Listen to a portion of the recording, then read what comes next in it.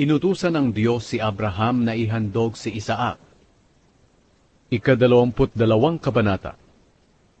Dumating ang panahon na sinubukan ng Diyos si Abraham.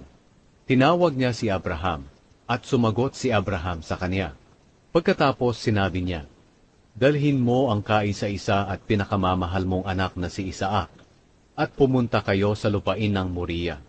Umakyat kayo sa bundok na ituturo ko sa iyo, at ialay mo siya sa akin bilang handog na sinusunog."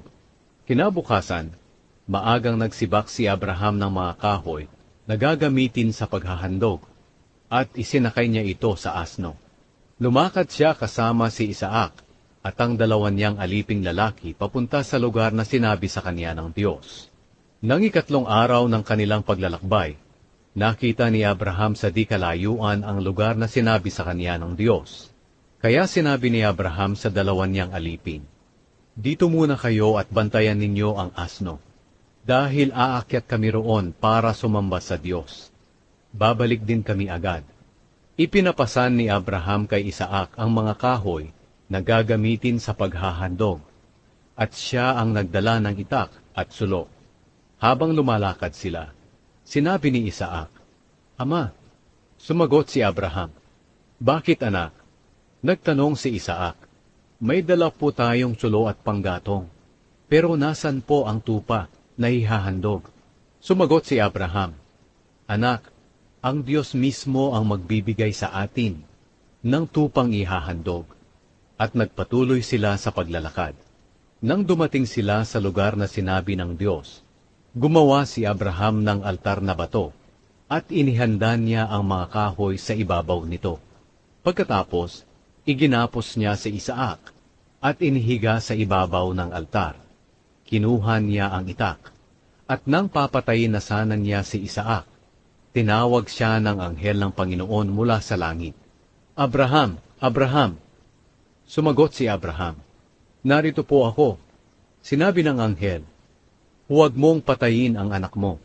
Ngayon, napatunayan ko na may takot ka sa Diyos, dahil hindi mo ipinagkait ang kaisa-isa mong anak." Paglingon ni Abraham, may nakita siyang isang lalaking tupa na ang sungay ay nasabit sa mga sanga ng kahoy, at hindi na ito makaalis. Kaya kinuha ito ni Abraham at tinihandog bilang handog na sinusunog kapalit ng kanyang anak. Tinawag ni Abraham ang lugar na iyon na Naglalaan ang Panginoon. Ito ang pinagmulan ng kasabihang, "Sa bundok ng Panginoon may inilalaan siya." Muling tinawag ng anghel ng Panginoon si Abraham mula sa langit. Sinabi niya, "Ito ang sinasabi ng Panginoon, Sumusumpa ako sa sarili ko na pagpapalain kita ng lubos, dahil hindi mo ipinagkait sa akin ang kaisa-isa mong anak. Bibigyan kita ng mga lahi na kasindami ng mga bituin sa langit, at ng buhangin sa dalampasigan. Sasakupin nila ang mga lungsod ng kanilang mga kaaway.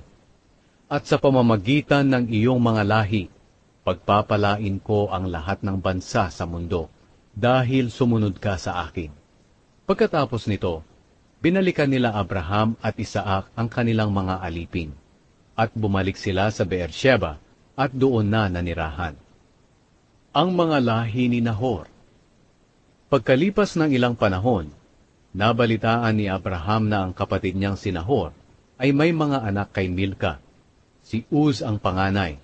Sumunod si Buz, Kemuel ang ama ni Aram, Kesed, Hazo, Pildas, Jidlaf, at Betuel. Silang 8 ay ang mga anak ni Nahor kay Milka. Si Betuel ang ama ni Rebeka. May mga anak din si Nahor sa isa pa niyang asawa na si Reuma. Sila'y sina Teba, Gaham, Tahaz, at Maaka.